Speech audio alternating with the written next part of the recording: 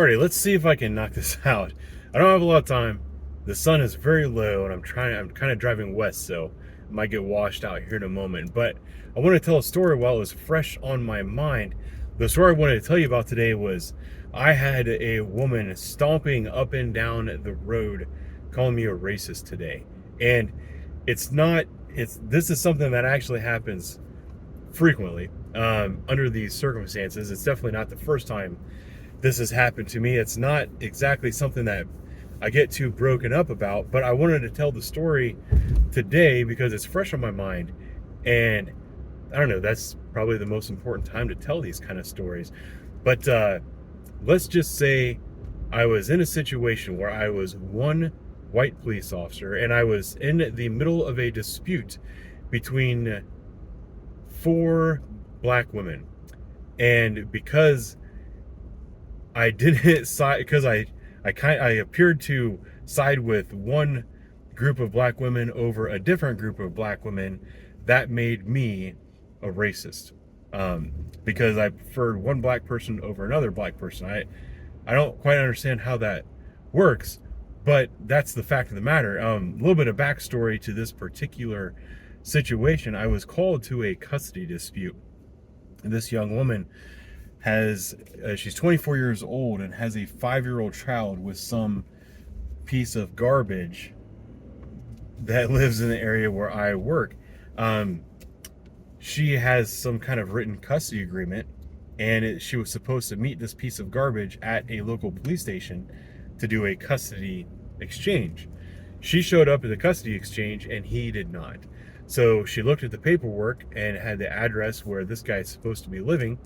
She drove to that address. The thing is, that address did not exist. It was a fake address. So she calls the police. I showed up.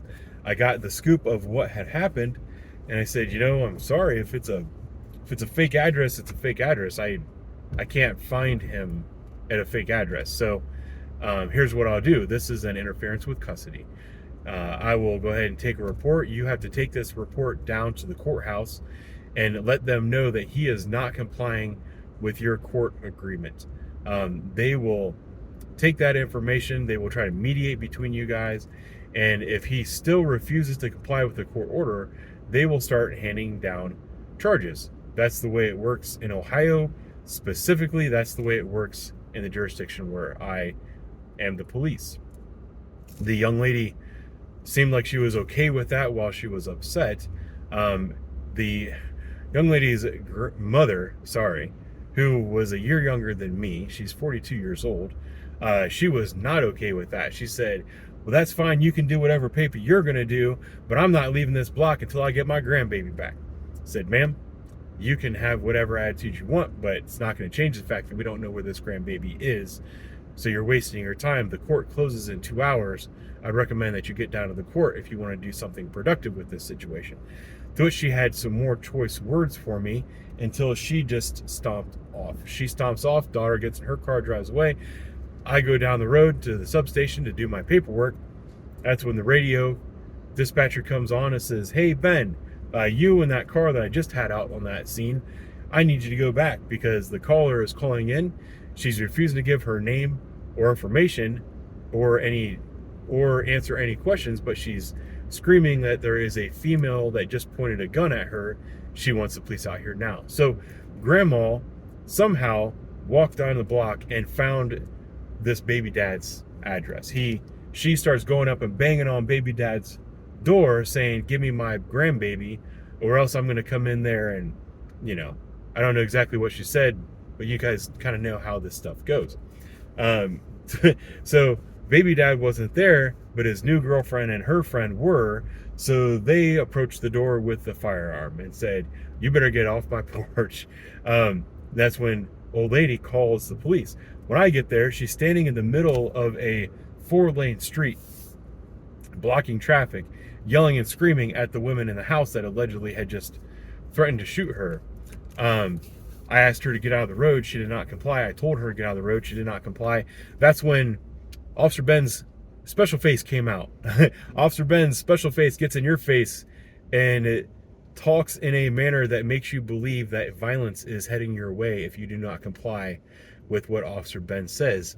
Luckily, she complied and no violence had to follow.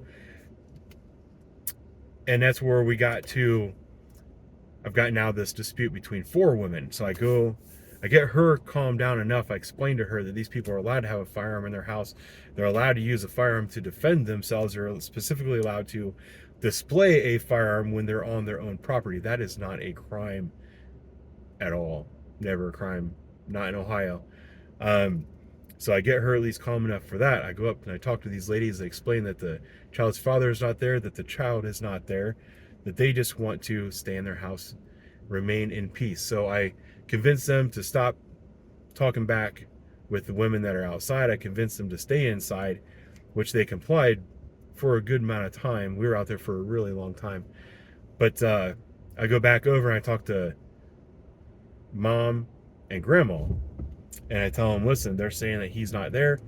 We have a constitution in this country that does not allow me to go in that house and search. Besides the fact I'm not going to play tug of war with a baby right now. You guys have to go to court like I told you. Follow through this process. And if you do everything right, he will be found in contempt or have criminal charges filed on him for interference with custody, and you guys will win that battle as well. That's when Grandma, who's younger than me, starts yelling at me, telling me that I need to respect my elders. I didn't find out her age until later because she said it out loud. She goes, I am 42 years old, blah, blah, blah. To which I started laughing out loud. I was like, hey, you need to start respecting your elders because I'm older than you. But regardless of the fact, she starts screaming and going back and forth, points at me. She's like, you're just doing this because I'm black and you're racist, blah, blah, blah. Now, somebody explained to me how if I arrived on scene and found myself basically the cream filling of an Oreo in between 4 black women, how I'm the racist for telling one black woman that I'm taking a report for you, you need to go to court, file the appropriate paperwork, you'll probably win. Explain to me how that makes me a racist.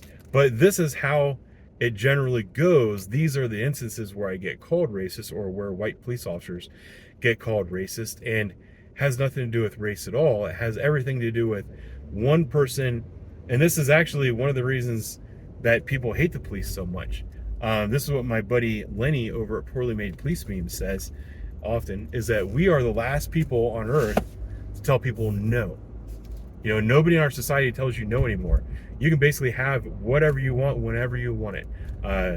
You know, you can wear whatever clothes you want to wear. You can go to whatever bathroom you want to go to. You can use whatever drugs you want to go to. There are no consequences for your actions in our society anymore. The only people left that tell people no or tell people what to do or enforce the rules are the police. And that's what makes people angry, because nobody has ever told them no in their entire life. And specifically with this case and many cases like it, she was just mad that she didn't feel like I was giving her enough credit as a victim, because everybody wants to be a victim, and I wasn't honoring her victimhood, and I wasn't doing what she wanted to do, because people think that when you're the one that calls the police are going to show up and do what it is that you want them to do, rather than the police show up and objectively enforce the law. That's why she was mad. But unfortunately, what she did was she took out her cell phone, started filming me, and started making a video that she's going to show the entire world where I'm not even speaking, and says that this officer is racist. He was disrespecting me because I'm black. My grandbaby's in that house, and he told me that he doesn't give a fuck, and all this other stuff. There's a lot more of those videos out there than there are videos of officers explaining these things, or even showing the body camera footage of how that went down. There's a very strong possibility that the body camera footage of this incident might make its way to the internet at some point. But I wanted to talk about it right now as it was fresh on my mind. So I think that's all I got today. I'm being washed out by the sun. I'll talk to you guys later.